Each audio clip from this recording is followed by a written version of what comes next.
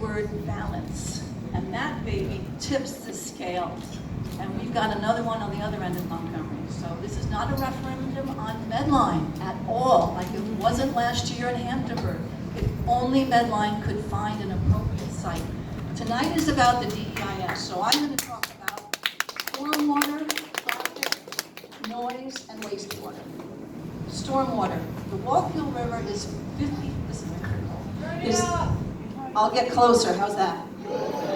Stormwater. The Wallkill River is 50 feet from the site. 85% of the site will be disturbed during construction. That's 88.4 acres. It is stated that the 5-acre limit of disturbance per phase of construction is, quote, not practical for their purposes, end quote. They will be requesting a waiver to disturb more than 5 acres at a time. Sound like Legoland? What a disaster. Who will monitor soil erosion and sediment control? I suggest that meaningful fines be opposed for violations. Monetary amounts that will hurt, not just something that they would see as a cost of doing business, as well as time delays if they don't comply. The final stormwater control plan for the 57.5 acres of impervious surface, as proposed, requires elaborate engineering to construct and a serious maintenance regimen, including 2 CDS units to filter the runoff of the site. Who will monitor this?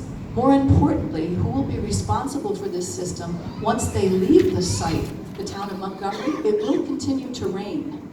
Their stormwater plan also includes floodplain storage to offset the encroachment into the 100-year floodplain. The plan will be, quote, designed to allow runoff to infiltrate into the ground, unquote. Will the soil types there allow this after the cut and fill process is complete? On page 9-1, there is reference to, quote, the facility's design life, end quote. How long is that? There are references to, quote, retaining walls, unquote, ranging from 6 to 30 feet in height and running most of the length of this 30-acre building. This must require an outside engineering firm to monitor its construction. It cannot be left to the manufacturer alone. What plan is in place should any part of this wall fail? Traffic. There has been minimal actual monitoring and measuring of current traffic. The proposal is for an additional 250 truck trips per day, plus FedEx and other outside vendors' trucks, as well as vehicles for up to 700 employees. It is claimed that mitigation measures of signage, 1 traffic light, different timing of existing traffic lights, etc., will improve traffic flow. It is very difficult to believe this is a realistic conclusion when their study was based on such a poor foundation of current data. Construction. Using the cut and fill method of altering 85%, 88.4 acres of this site will require some blasting and rock crushing, which will occur on site. Construction will take place from 6 a.m. to 9 p.m. for, quote, just over 12 months, end quote. Do you hear that, the village people? Whoa. There is no mention of how many days a week construction will occur. Effects on local air quality were inappropriately minimized in the DEIS. Noise, on page 1-13, it is stated that, quote, predicted noise levels from facility operations will be equivalent to the ambient noise occurring in the existing conditions, primarily from I-84 and State Route 416, which are dominant and consistent in the existing conditions, end quote. Their conclusion is that there are hundreds of trucks and cars coming and going. There are HVAC and fans running on the roof and backup beepers all operating 20 hours a day, 5 days a week, and occasionally on weekends, meaning at their will have no impact on noise in the area. They make offhand references to sound, quote, decreases by so many decibels with so much distance, end quote. All of these statements about noise impact need to be seriously challenged. Also, once built, the facility will be sitting at the height of 443 feet MSL. There is only one other higher point in the village of Montgomery at 456 feet MSL. Therefore, the building will be positioned to effectively broadcast noise and light throughout the local area. Wastewater. Currently, wastewater treatment for the site is not available. It may be so, quote, in a year and a half, end quote, as promised to the applicant's representative by Mr. Winchell at the Montgomery IDA meeting that took place on September 24th, 2018. I attended that meeting. In the meantime, the applicant proposes they will utilize the, quote, original Baxter facility, end quote, and they state that, quote, some refurbishment of the system will be required, page 3-126. It was last inspected in 2008. It needed reconditioning at that time. Will this proposal be feasible?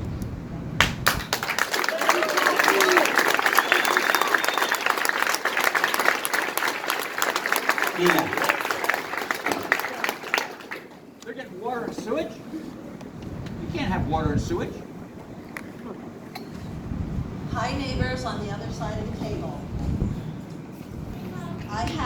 Can you hear me? Yes. I have a couple of comments and then on to the DEIS. I even made you some signs because I don't know when I'll get to make signs again. From October 2018 until now, it has been disturbing for me to watch Medline, a $10 billion company, carefully and strategically roll out plans of an industrial complex of this great magnitude with approximately 248 trailer truck bays and additional parking for hundreds of cars.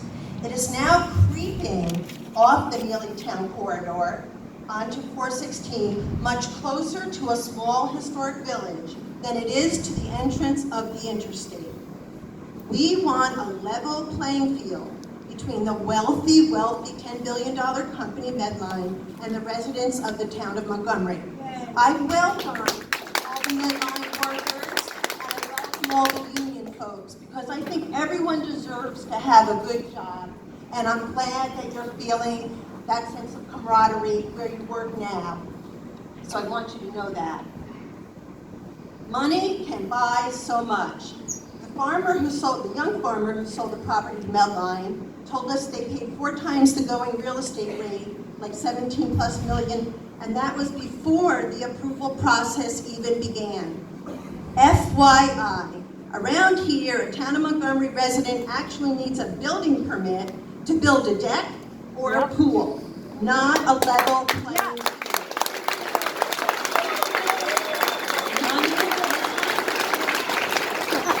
Money can influence town, village, and county officials.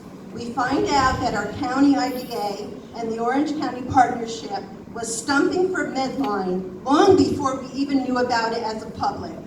And we watched them come to our town of Montgomery meetings along with realtors and others who stand to profit, telling us, don't give the appearance of being closed for business. Do not delay in your approvals.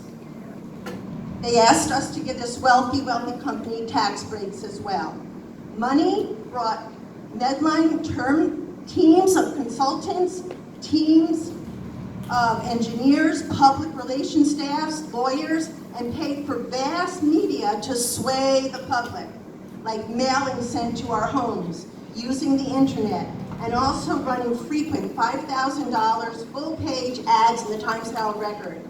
Just a caution to Medline's public relations consultants, it seems rather exploitive in poor taste to me when you use your employees on full-page ads with their photos. Somehow, there is an unequal power balance in that strategy, especially when you want the worker to say thank you for how great you are. Many companies help their employees relocate and offer options and let the employees speak out if they choose on their own. Medline's property purchase and public timing was all scripted in advance for a quick push for approvals. It is no coincidence that the town residents get limited time to review the DEIS during summer vacation, while Medline hired teams took months and months and months to prepare it. Money buys a lot. The town of Montgomery has a crumbling infrastructure, concerns about water and sewer, the most antiquated comprehensive plan around, existing traffic problems in the village of Montgomery. Talk to any business owner and talk to anyone who lives in the village. And the town is seriously behind behind with building inspections and oversight. The interim building inspector, Mr. Parr, sure made that crystal clear to us. Shamefully, our government is totally failing the residents here. On to the DEIS that Medline prepared. What jumped out to me when I looked over the expansive Medline document was the repeated theme that this 1 million+ square foot warehouse has no significant impact on our community. I say, really? One more minute, I got it. The section on traffic. No significant impact. Pop in a traffic light, an extra lane, signage, and there we go. I say, really? Please pay attention to looking at what's going on in the village of Montgomery and if it really stacks up to what Medline says. About noise pollution, no significant impact. Again, I say, really? Talk to anybody who lives near Neely Town Road. I've got 30 seconds. Environmental concerns. Well, I do know that Medline paid over $1 million fine to the EPA before a violation in another state. Stormwater concerns, no significant impact. Really? Last of all, home values. Yes. No significant impact. Bullshit. Medline spends everything, and that can be considered easily with a little research. Really? Really?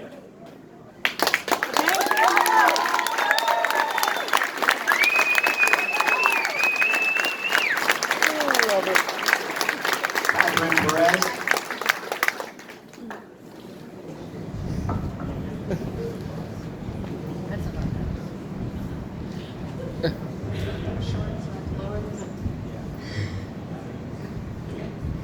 Good evening, and thank you for the opportunity to address the board this evening. My name is Caitlin Perez, and it's important for me to speak to you tonight. I am here to speak to you as an Orange County resident, and I have chosen to stay in Orange County and work here. A year and a half ago, I was gainfully employed in a job that was important to me and I was good at. The company that I worked for is at a potential flight risk, and they had to downsize, cut jobs. They're still hanging in there. Unfortunately, I was a victim of downsizing. I recognized at a very early age how important it is to keep jobs and grow jobs in our county. I was fortunate enough to use my skill set to get my current position where I now help companies that are at risk for downsizing, leaving our county, and that are in need of expanding their operations in order to be successful. And in my new position, I am actually working with my former employer to try to keep them here and not leave the state. That would be saving 150+ jobs. I am the head of business retention and expansion at the Orange County Partnership, and I'm working as a project manager on the Medline expansion. I am asking you tonight to make it a priority to save 340 jobs that currently exist at Medline, and to provide the opportunity to add 200 more jobs for people like me who want to live, work, and stay in Orange County. Thank you.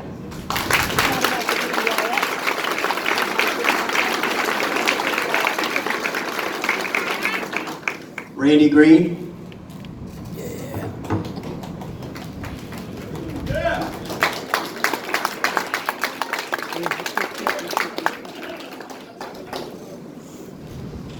Hi, I'm Randy Green. How to go? Yes. Okay. Can everybody hear me? Yep. Okay. So, no? Okay. So first off, I'd like to thank you for the privilege of the floor, because that's what that is. It's called now at the town meetings. It's not called public comment anymore. We have to Thank ask you, for the Randy. privilege of the floor. My name is Randy Green, and I was not going to speak tonight. Why? Because I'm afraid. Afraid of what? Well, I'm a business owner in this small town, and what I have to say may not be very popular. But after thinking about it long and hard, I decided that sometimes you have to do what is right and not what is easy. And that's what I'm asking everyone to do tonight, the board and the residents. We are not here tonight because Maureen Hallahan from Orange County Partnership has solicited people who have no knowledge of Medline or its credibility to speak on Medline's behalf. Ms. Hallahan is simply doing her job. Her job is to support economic growth in the county, not to watch out for the villages and towns. We are not here tonight because a farmer sold his land to a big corporation. It is the farmer's job to build a lucrative business, not to look out for the villages and towns. We are not here tonight because Medline is the bad guy. Medline bought properties owned for their use. They applied for the permits they needed to, and they're doing their best to forge a relationship with this community and myself. It is Medline's job to distribute medical supplies, not to look out for the villages and towns. We are here because of us, the residents and the elected officials. Collectively, we all got us here. The Medlines and the Amazons and the 22 other some-odd warehouses being entertained are a symptom of a much bigger issue. We are being sidetracked trying to cure the symptom rather than the cause. Medline is not the enemy here. Our elected officials are.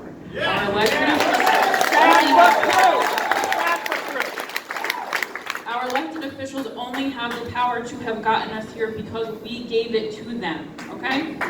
We have failed to pay attention. We have failed to update. We have failed to report conflicts of interest and antiquated policies that no longer serve and protect us.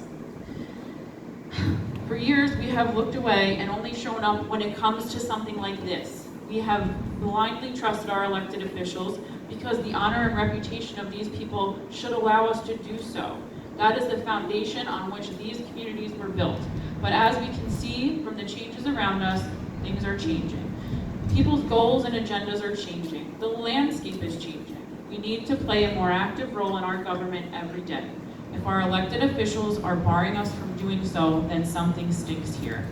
We are all busy. Everyone is overworked and understaffed and underpaid in New York. And the trickle-down effect of that is that we are here. Our comprehensive plan is out of date. Our local government lacks checks and balances.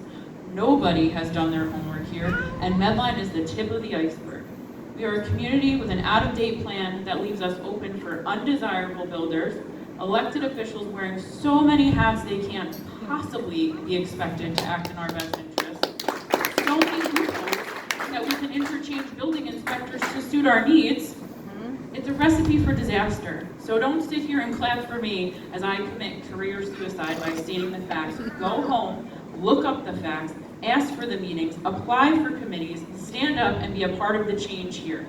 We do need a moratorium, desperately, on all projects that have not yet submitted applications. Our goal should be, and should have always been, to keep the charm and integrity of this community that we are so proud of, while allowing for the growth around us as the zoning dictates. Do not be mad at where we are. Be aware of how we got here and change it.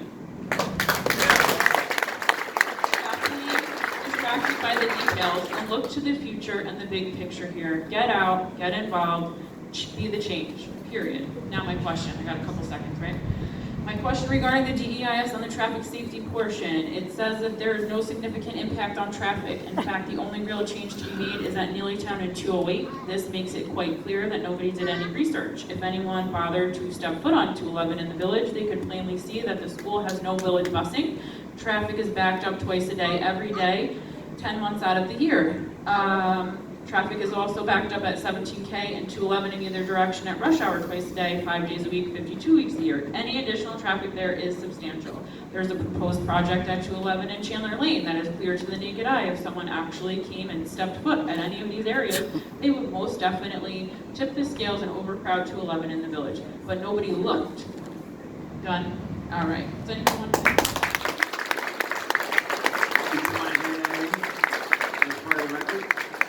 Name to be addressed? Pardon? No. You just sign it, yeah. Thank you. Jasmine Molina?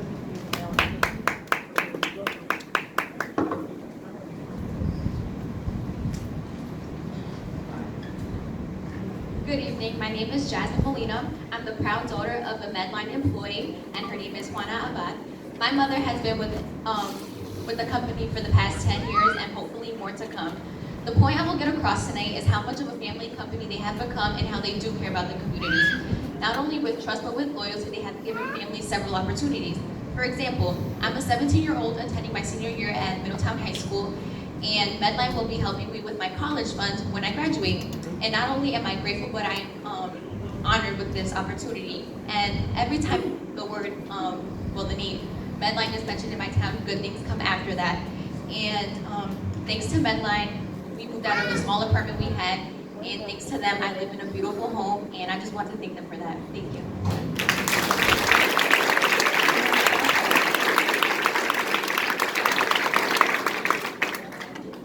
Yes, I am.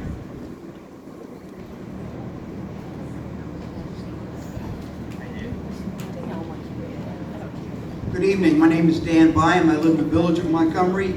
I can't say I'm a fifth-generation farmer. I moved to Orange County after I got out of the Marine Corps, and I've lived in the village of Montgomery for the past 23 years. I'm afraid I've been asleep at the switch, as a lot of citizens of Montgomery have. Maybe not asleep, but busy working, busy volunteering with the Little League, Boy Scouts, American Legion. So, no, I wasn't aware of changes to zoning. And the changes that happened can drastically affect the village of Montgomery and the proposed changes. I wasn't aware of the changes when right by the airport, a Target was going to go in. They stepped back when they realized the village didn't want it. I hope Medline steps back now.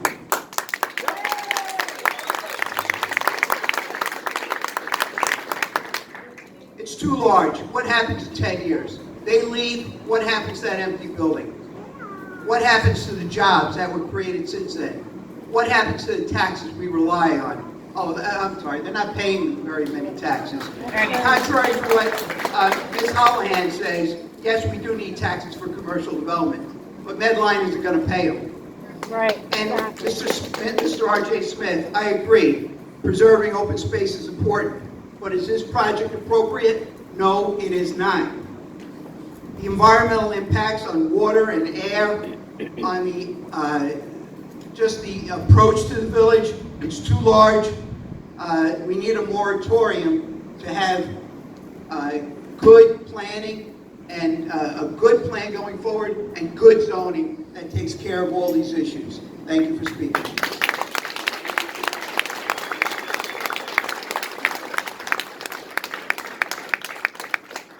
Nick Fitzpatrick.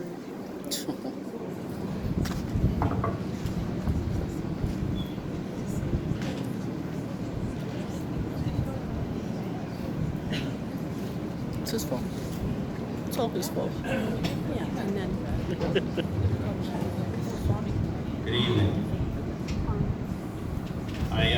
As a lot of you guys know, I am the owner of Brook. I sold Medline the property, and I just wanted to tell you guys how we all got here from my story. I started business. I grew up in Liberty, New York. I started a business when I was 16 years old, producing and distributing hay.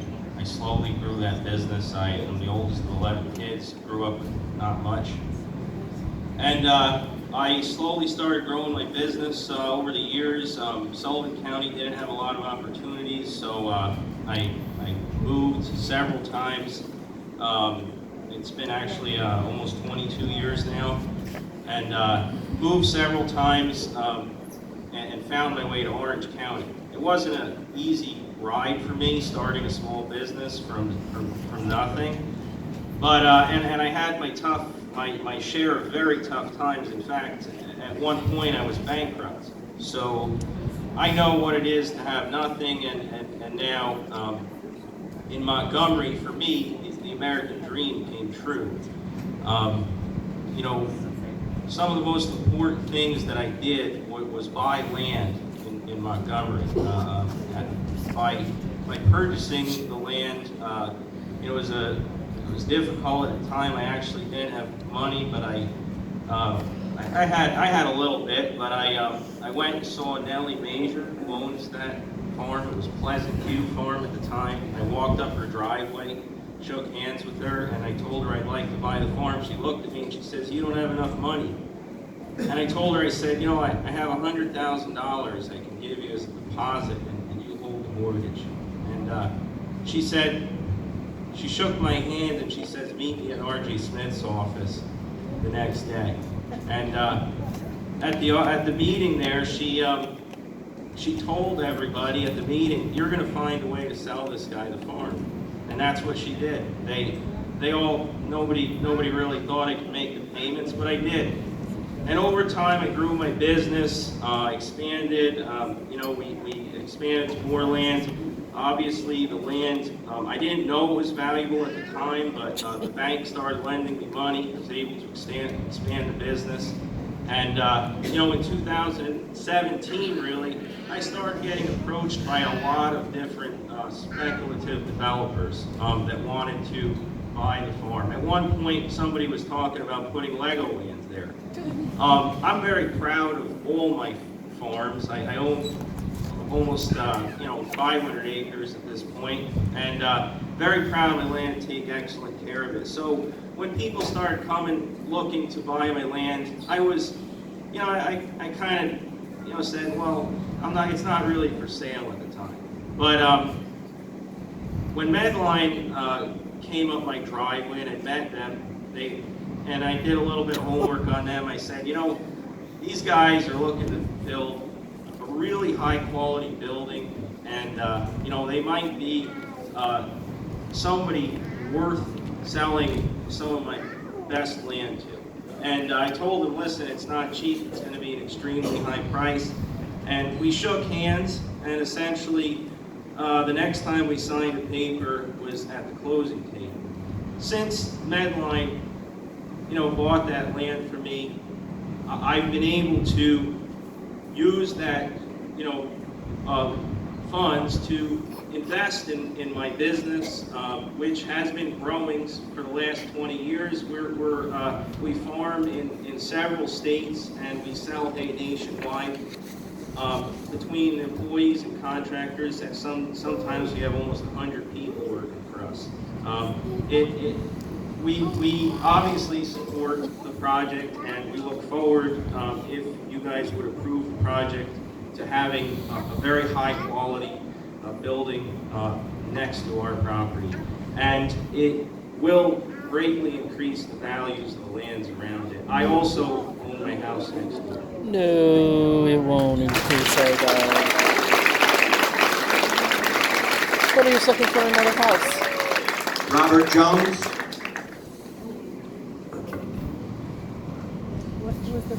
My name is Robert Jones. I live in a village in Montgomery, not in Sullivan County. Town of Montgomery needs a moratorium now. Yes. Right now. After a land use fire has started. The town residents' quality of life, well-being, their security and health outweigh the heavy hand of warehousing in this town. We need a comprehensive plan. We need a moratorium. It's our town, not the counties, not Orange County partnerships, nor corporate Americans. We, the residents, are not attempting to stop Medline's entry into this town. The residents, one and all, welcome the prospect of more jobs for all citizens.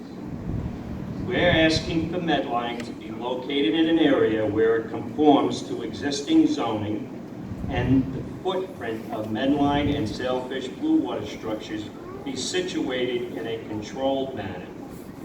The town residents request controlled growth to protect our way of life, our security, our lifestyle, and surely our environment. A revised Town of Montgomery comprehensive plan is sorely needed. A moratorium is needed.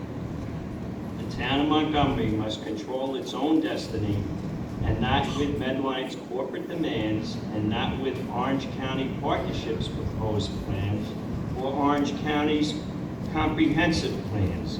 We need a moratorium now.